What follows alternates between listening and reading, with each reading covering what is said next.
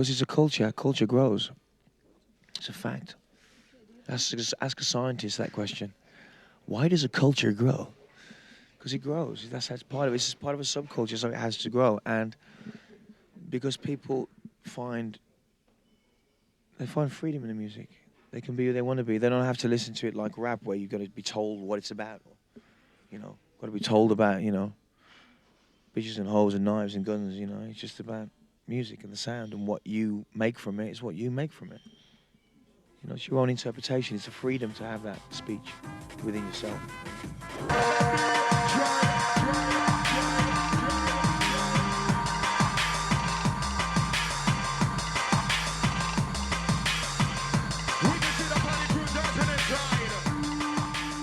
I've never stopped drawing. I'm always drawing anyway. I'm always doing line work and drawing and alphabets and letters and shit as you do. When you can't sleep. So I never stopped doing that, and I always involved it in the artwork of the label, maybe, and so I enjoy. I had a good time. I mean, they were great creative years, The days, I've gone to New York painting and meeting different artists, people from Star Wars and Lee, Scene and all those guys. I get the same feeling from that, so it just happens mainly, I think I tend to paint more in the winter. So I stay inside and paint. And I think also, when in the early days of making music, I would stay in a studio in the winter because it was cold and the equipment's very hot. So it stops you getting too hot, Because in the summertime, no one wants to be inside a fucking studio doing music. През 1986 година се снима заедно с Африка Бамбата в творческия филмов експеримент на графити арта «Бомбинг», заснет в Бристол и Южен Бронкс, Ню Йорк.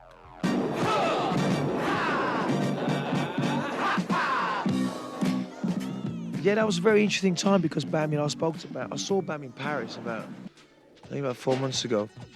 And I always thought he was crazy when I first met him. But now I understand when young kids meet me, they must think I'm fucking crazy. Because a lot of stuff he was talking about was irrelevant to me. And then I found all those books he was speaking about not very long ago. He was a very interesting guy, And that project was a bit like, I was very young. Wanted lots of energy and wanted to do everything then. Nothing's really changed, but I'm just older. Do you want my gum? I'm sticking on the table, so this is my Goldie gum, if you ever want to know where it is, right here.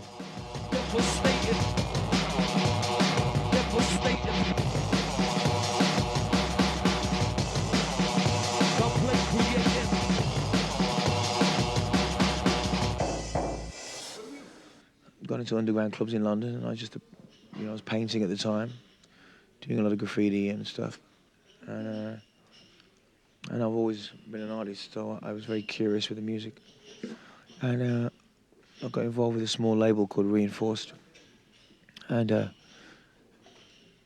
I heard what they were doing, and I thought I could do better, so I went away and got all my favorite records and sampled them all, and here I am. Ooh.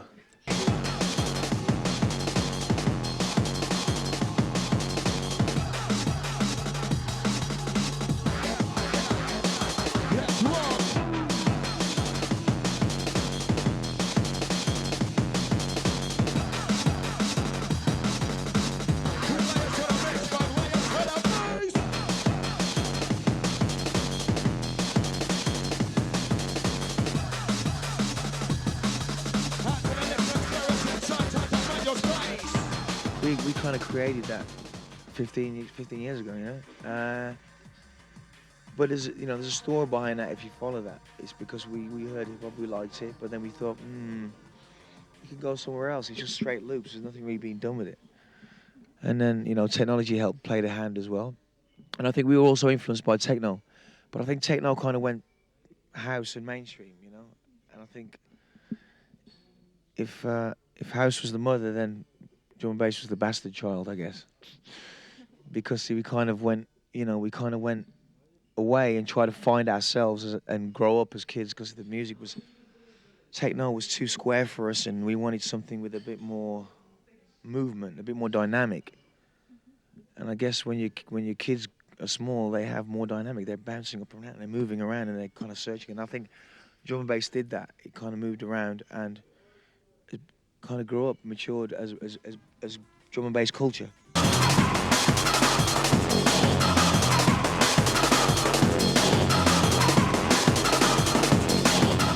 Drum and bass is very complicated music now.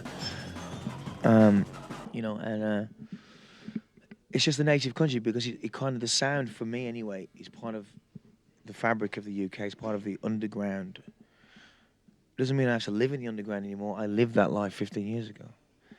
But you remain making the sound because you own it. We create that sound, so we own it. We can do what the fuck we want to do with it. No one owns it. No one else can't give it to me and tell me what to do with it. And no one can outsmart me with beats either. You know, I hope a lot of kids do. You know, there's a lot of smart new kids coming up. They're making some really brilliant music, but around the world now. You know.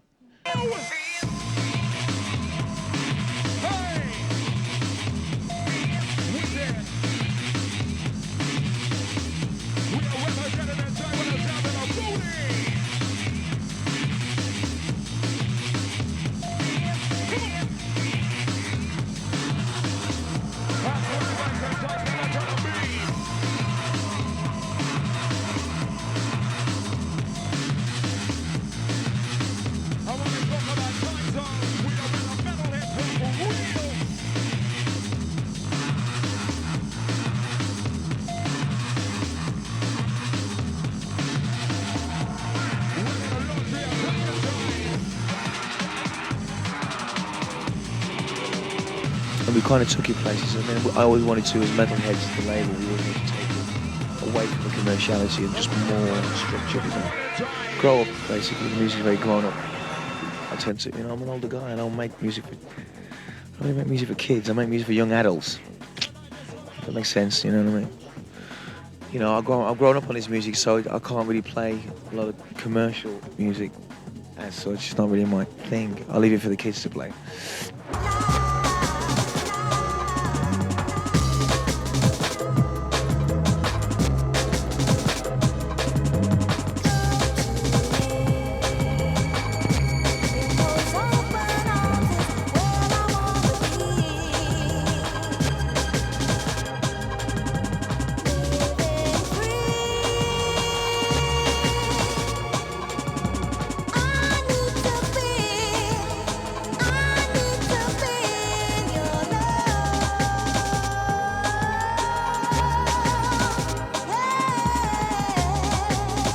Bristol's always been a party town. Bristol's always been, you know, back in the day, Bristol was hip-hop central for me. I never went to London. Fuck London. It wasn't really happening. And I think it really was. But I think now it's really, really countrywide, though, for England. Now you got Caliber and those guys and Dom, Beta 2 out in Belfast and Dublin. And you got Marcus Intellects in Manchester, who's very strong, you know what I mean? Ridiculously strong. You got the Bristol scene with Crust.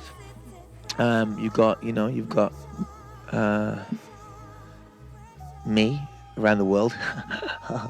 Kind of in London. I never went back to the Midlands. I mean, worldwide now. You know, I got kids on the label now in Argentina, in Canada.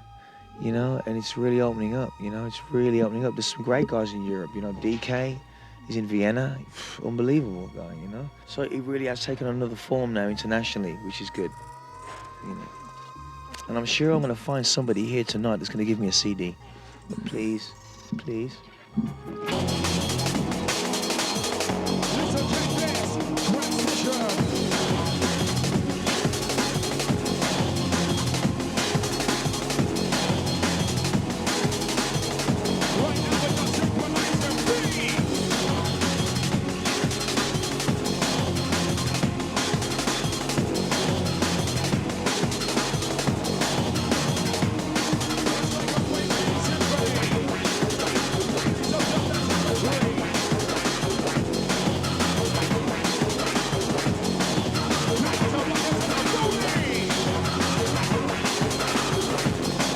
Yo, this is Goldie, as you know, Mr. Biggest Dickus, and you're watching Goldie here on teXno. Peace.